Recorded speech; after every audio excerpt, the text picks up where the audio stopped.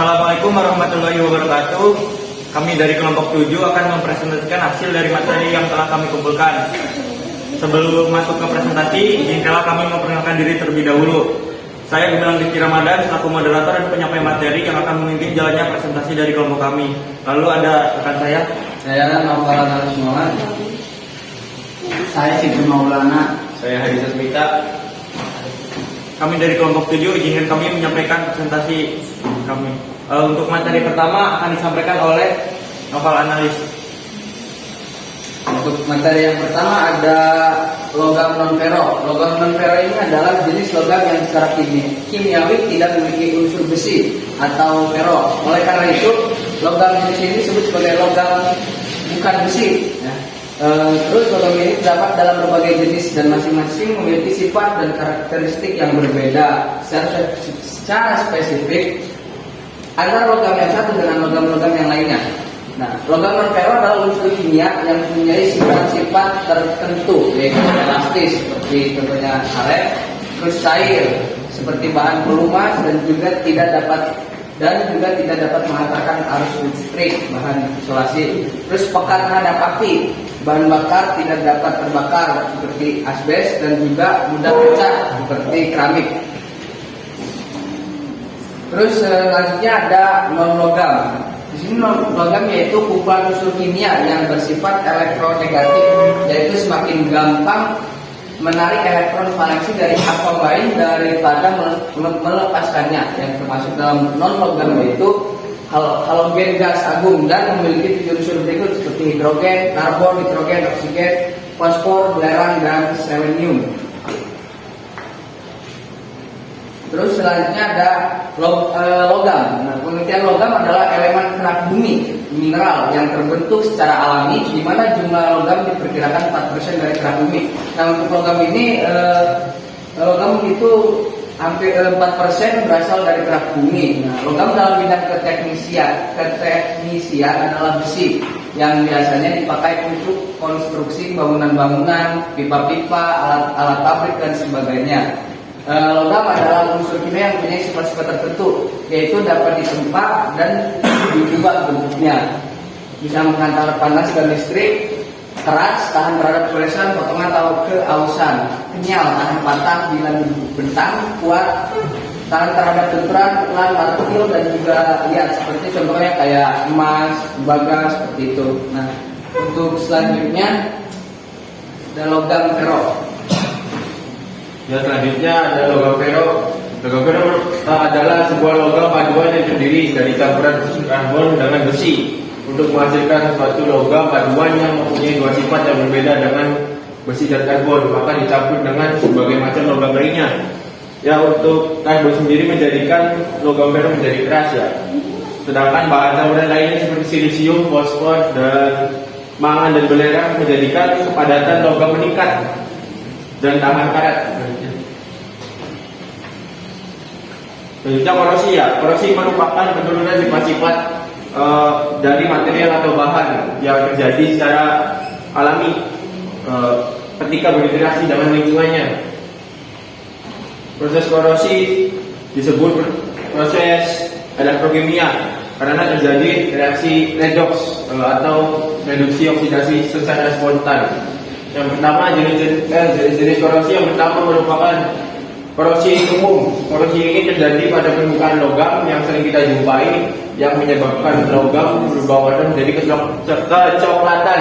Selanjutnya korosi lokal atau pitting. Korosi ini terjadi pada suatu titik atau area kecil permukaan logam, biasanya bentuknya seperti bopeng-bopeng pada logam yang akhirnya dapat menyebabkan logam menjadi berlubang. Selanjutnya korosi akibat abrasi fluida yang mengalir. Contohnya seperti gambar yang di depan saya. Korosi ini biasanya terjadi pada pipa-pipa yang dialiri oleh fluida, baik berupa gas maupun cairan yang terjadi secara terus-menerus, di mana kemungkinan fluida tersebut mengandung zat kimia yang bersifat korosif seperti asam dan basa. Lanjut ke korosi di celah-celah seperti gambar yang di depan saya. Korosi ini biasanya terjadi pada celah-celah sempit suatu logam, misalkan pada ulir baut yang dapat menyebabkan baut menjadi patah ketika diputar. Korosi putih, korosi ini disebut korosi putih atau white rust karena secara visual terlihat berwarna putih. White rust biasanya terjadi pada perpaduan logam yang mengandung seng yang terkena zat bersifat alkali atau basa seperti hidrogen dan oksigen sehingga membentuk seng hidroksida yang terlihat seperti jamur-jamur putih. Lanjut. Bentuk selanjutnya adalah korosi galvanik. Jadi korosi galvanik sendiri itu terjadi akibat adanya dua benda yang berdempetan dan memiliki beda potensial sehingga menyebabkan dan terjadinya korosi. Ini disebabkan karena dua benda tersebut memiliki sel elektroda yang berbeda di antara dua benda. Maka dari itu terjadilah korosi. Bisa dilihat pada gambar contohnya. Jadi umumnya korosi galvanik ini terjadi pada benda-benda logam yang memiliki sifat sel elektroda atau elektrik. Lanjut. Lalu ada stress corrosion cracking atau korosi tegangan. Ini tuh terjadi karena adanya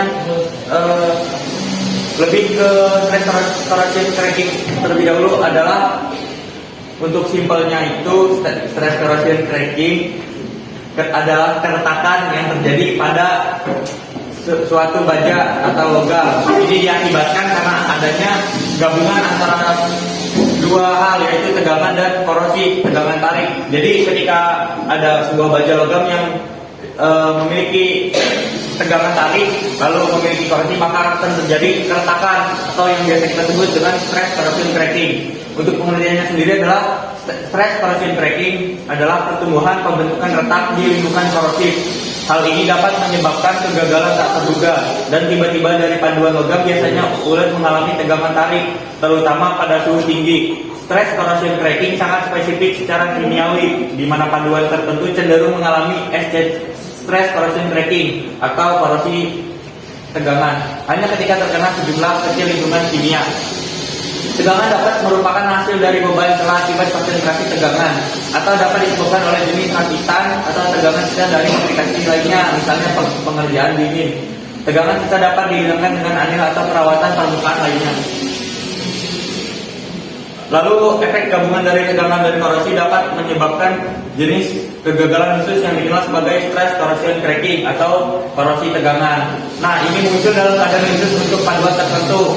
Kondisi paduan tertentu ditambah media korosi tertentu dan tegangan tarik lokal yang cukup.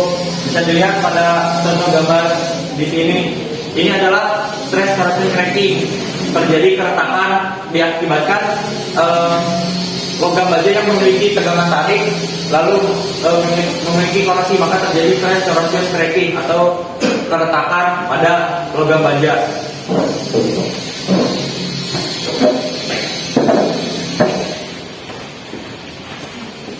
Demikian yang dapat kami sampaikan. Untuk kurangnya kami mohon maaf. Terima kasih. Wassalamualaikum.